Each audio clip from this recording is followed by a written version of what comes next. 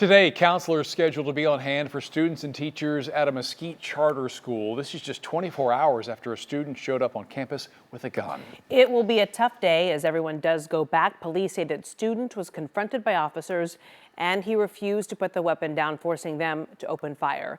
It all unfolded after 9 a.m. at Pioneer Technology and Arts Academy. Chris Sadeghi live there this morning. So, Chris, we are thankful no one else was hurt.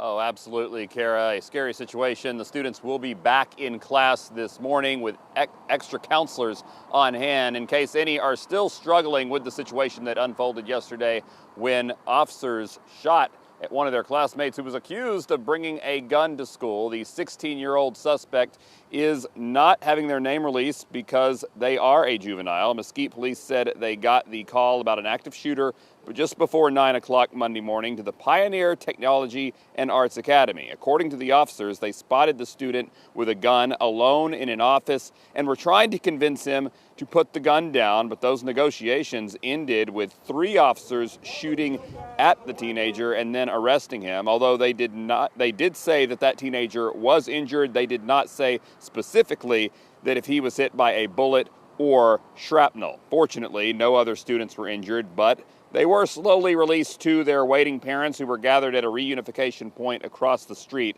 A teacher shared with us what it was like after they heard the intercom announcement to go on lockdown. It was just yelling and stuff. You hear bang, but didn't know exactly what it was. But it was just scary. You never wake up and say, hey, this is what's going to happen. But to live it, you see it all the time. But you're actually living through it. It's a scary situation, frightening situation. Yeah, very understandable. I was out here yesterday at that reunification point. We saw a lot of concerned faces, even some tears. They thought that they were experiencing one of those nightmares. The 16-year-old was taken to the hospital, has been released, and is now awaiting transfer to Dallas County Juvenile Detention Center. The Mesquite Police Department will do an internal investigation into the officers' actions. The Dallas County DA's office will also do an independent investigation of their own.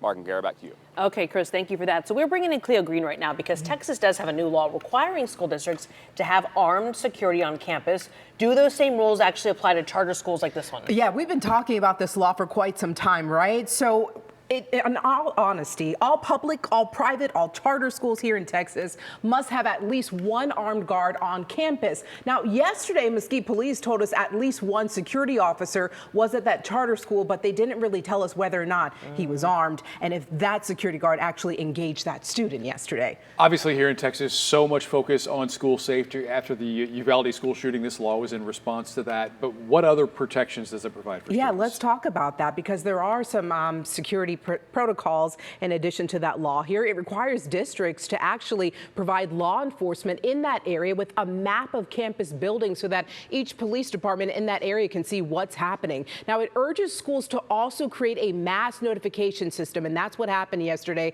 at that charter school. Parents received a text message, and then it requires the state to check for security weaknesses on every school campus every year. But here's the big issue. For our huge school districts like DISD and Fort Worth, it's a struggle to hire enough new officers to comply with that mandate. It could take years to make that happen. It's expensive, and there's a lot of police departments that are having a hard time recruiting new officers. Now, that law also provides a good cause exemption, which means districts can tell the state what they're doing to comply, but there's really no timetable as to when they need to comply. It could take years. Okay, well, we're glad to hear that at least we know this campus has complied with that.